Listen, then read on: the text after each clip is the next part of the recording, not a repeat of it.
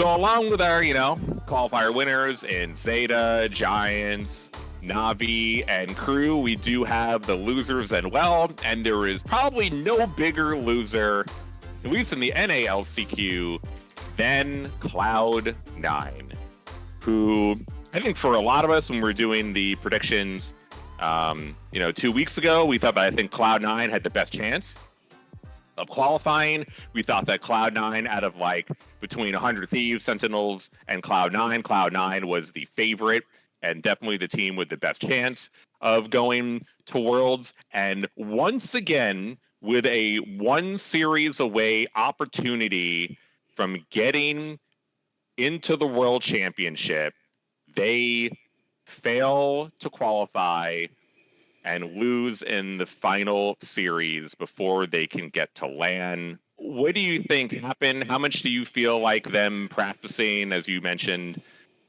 with Cupert instead of Rooney before the LCQ impacted things? How do you feel overall about, C9 bombing out? Yeah, because when we recorded that last video, it was actually before they bombed out. I think we kind of foreshadowed it. We basically said, I think, when we recorded that it was likely to happen. I don't know. I definitely think messing around with the roster wasn't the best idea from the org leading into LCQ. It's hard to say because you don't really know what's happening within the team, right? You don't know the environment day to day in practices and in scrims and prep time. You don't see the effort that the players are putting in or how they communicate with each other. What if they're very passive aggressive in all their comms? What if, they just berate people? You don't want that in the team. And because of that, you might be inclined to try out a sixth player like Cupert, who is an insane player. I'm not saying Cupert's bad at all. I think he's fucking incredible. And he's a super nice guy to talk to. So I could easily see why it felt like the best option for Cloud9 at the time. But once they went with it to go back, I think that was a huge mistake. I don't think you can do that right before a tournament. I think you can do that in trial periods when you're building a team, because there's no past memories and there's no interpersonal dynamics between the players. But here in that moment, it makes the players feel with some percent of them that the team is just dead, and that it doesn't matter if they win LCQ and go to champions and get 5th place or whatever. They probably don't believe in themselves winning champions if that's what's happening in the lead up to LCQ. And they know that they're going to have a different team no matter what in 2024. And it's weird because for the Loud case, I said a dead team has a lot better chance of winning. But this is so different. This was the best team in the season, removing their in-game leader, and their in-game leader saying in the interviews that he wants to have more impact off of initiator and be able to take fights more and play more loose. So he kind of wants to get outside of MC's playbook, it sounds like.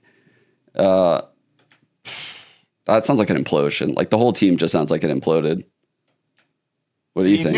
You do have to put a bunch of this, I think, onto MC, considering the switch around and the roster. And it really does feel like Cloud9 are unable to get it up at the big moments. When it's the toughest situations with the most pressure on, they seem to crumble. And I think that is part of the coach's job, to get them ready so that doesn't happen. And this seems to be a consistent issue that this team has, even through each of the different iterations of the roster. And you can put that in individual players, but I feel like MCE definitely, as the coach, not only of the switching before the LCQ, but definitely for this specific issue, that is his responsibility. And I do think that, that has to be scrutinized a little bit. And I do think that while the narrative might be some of the, the young players, Rooney and Jake, and kind of how they've performed, I do feel like Leaf has gone a little bit unscathed in all of this. He is supposed to be their star player. He is supposed to be also the most tenured one. He is very young as well. I mean, only a little bit ago did he have all of Brazil yelling at him that he was cheating in Counter-Strike. That wasn't that long ago.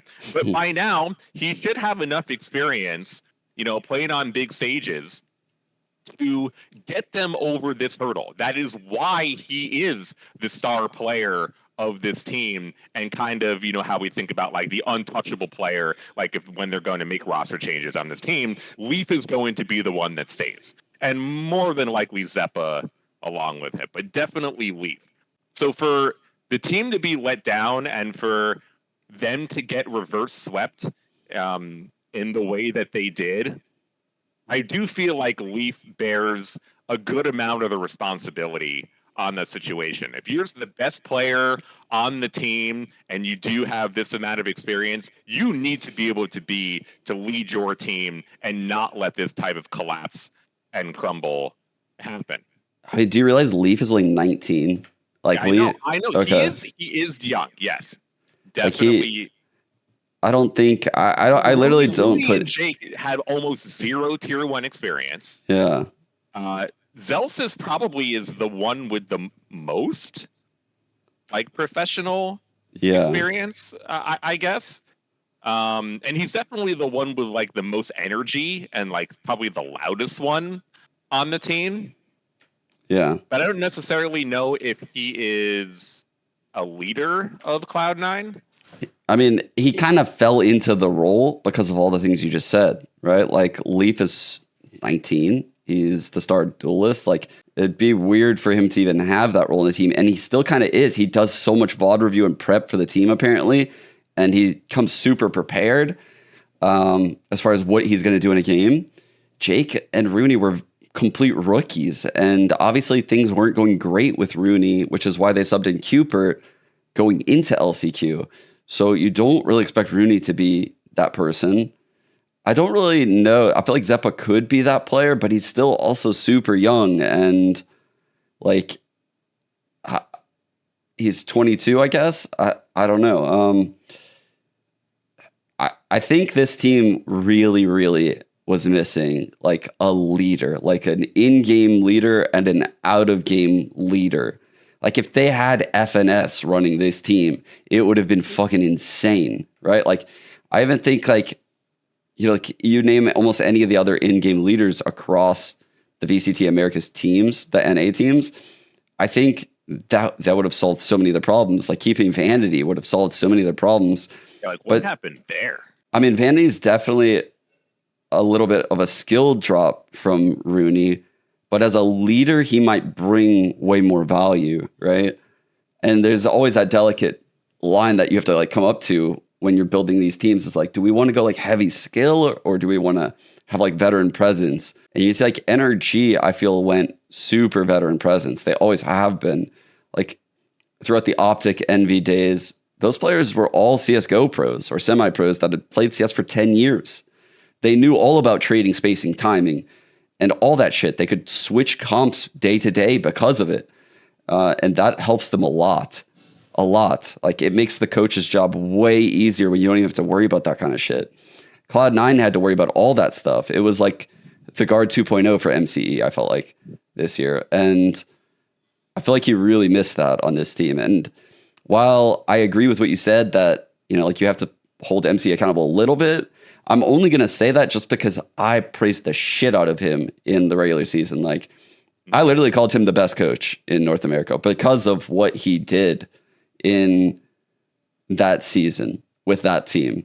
Like people thought this was the worst team in VCT Americas at the start of the season, and he went 17-4 in maps. I'm not going to say that he's a bad coach. I'm not going to say any of that shit. Surely not. I think that the team atmosphere had to be fucking terrible, and he had a hard choice to make, and it's not all in his hands. I know that from experience. Like, like maybe it was his choice to try playing Cupert, but maybe when the players, so it went well initially, apparently, like they were bodying everyone with Cupert, and then it went really bad for like a few days.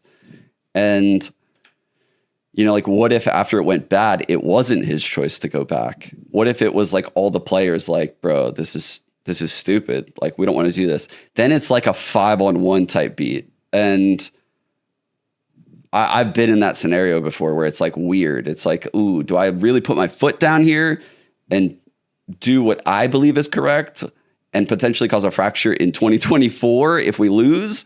Or do I kind of concede my point, agree with the players a little bit, we go their way this year, and I set some really big ground rules moving forward that this can never happen again? Like, I don't know. It's hard to put a lot of blame on MC. That's what I'm going to say. Like, as someone that coached these like a team, I'm not saying that ever happened to me, but I could see the situation he could have been in. He definitely had a great regular season. He definitely did a wonderful job of getting them to be the top seed and into the playoffs to begin with. So I completely agree with you there. Where did Cloud9, though, go from here? I mean, there's nothing else to play for this year. You know there's going to be roster changes. Jake has already had some after-season issues on social media that are unrelated to their tournament results. To me, it seems like the only untouchable players on Cloud9 are Leaf and most likely Zeppa. Now, I probably would have said the same about Vanity, because I've always felt like Vanity, Zeppa, and Leaf, considering they had been playing with each other for so long since the Chaos days, were always going to be staying as a unit. So it did surprise me when Vanity was let go from, that trio. So it really feels like Leaf is the only untouchable one, but I kind of still think that Zeppa probably stays on the team. And it seems like that now that the M80 players are going to be free agents, even though from what I've heard, source tells me there's still about a 70 or 80% chance that they do run it back in Challengers next season. But they definitely have opportunities to sign to Tier 1 teams, and I think if they get those opportunities, they will take them. To me, Cloud9 seems like the best choice for those M80 players to go get into a top team, and from Cloud9's perspective, the best options to bring in. Do you feel like that is that what you would do? I feel like those M80 players can go to several orgs. I don't think they're necessarily stuck. But from Cloud9's perspective, yeah. I mean, of course, we're going to have a lot of free agents open for this next season. But if you want to try to keep a North American focused roster, if you're Cloud9, the M80 free agents seem like that would be your first go-to destination in maybe replacing some of the players. It feels like Rooney and Jake are the most expendable, and I feel like Zelsis is up in the air in terms of what they would want to do. Like, do you feel like Leaf and Zeppa are the ones that will stay? I feel like Leaf, Zeppa, and Zelsis are all players. And Zelsis. Yeah, that should stay. And I'm not even saying like Jake and Rooney are bad and don't deserve a spot in franchising. I think they're great players and they could definitely stay in franchising. But what Cloud9 needs as a team isn't the things that they have to offer. Unironically, what Cloud9 needs as a team is Ye and Vanity, which is what I said before. Yes, I heard you say that. Yeah, like they actually need a star opper and a leader of men, like a out of game and in game leader. Like, holy shit, who would have thought? Like, we're sitting here and we're like, this team, all they needed was like a star opper and an in-game leader. That's fucking insane. Well, like, wouldn't John QT and Koala Noob be a perfect 1-2 punch? You would think so. Yeah, I mean, like, there's always the risk of like the players like clashing like in the server or out of the server. I know that, like the team atmosphere for that core has always been pretty tight. Like, like Leaf, Zeppa, and even like having like Vanity included in that, like back in the day. And then you had like Zelsis. Like, they're just a really tight knit group of players, like compared to a lot of the other teams in the scene. So I don't know how those two would jive with the team. I have no idea. But it seems like something like that would work really well for them because they missed the star up presence. It's not Leaf's fault. Like, he was never wanting to be like the star opper. Like, that's why they brought in Ye. This was That was like initially, I think the the whole criticism. point. That was the initial criticism of Leaf, was that he was like a Jet that was fucking insane on Jet, but didn't up. But so they brought in Ye, and everything was gonna work out, and then it didn't. Obviously, like for whatever reason, yeah. Now, I will say you're totally right. They need players like a Vanity and a Ye. The relationship between Ye and Cloud9 is not good. From what I understand, that is fractured completely and entirely, and there is a 0% chance that Ye would ever rejoin Cloud9, and that Ye and Jack are irreparably harmed, okay, in their relationship, and that is not fixable. So we will never get Ye back, at least.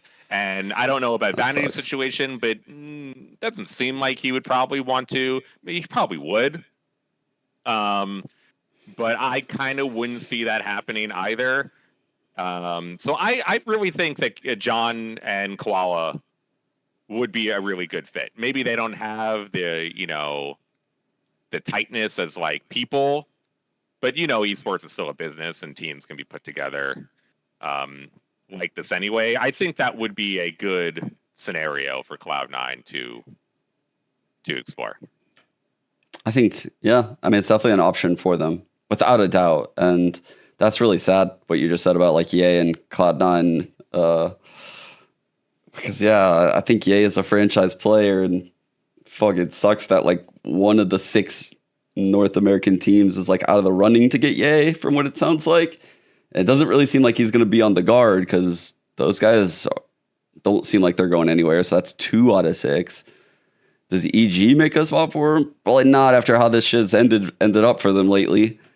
It's like you just go down the list and you're like, man, that only leaves like a few teams left, like 100 Thieves, Sentinels, NRG again, run it back with those players.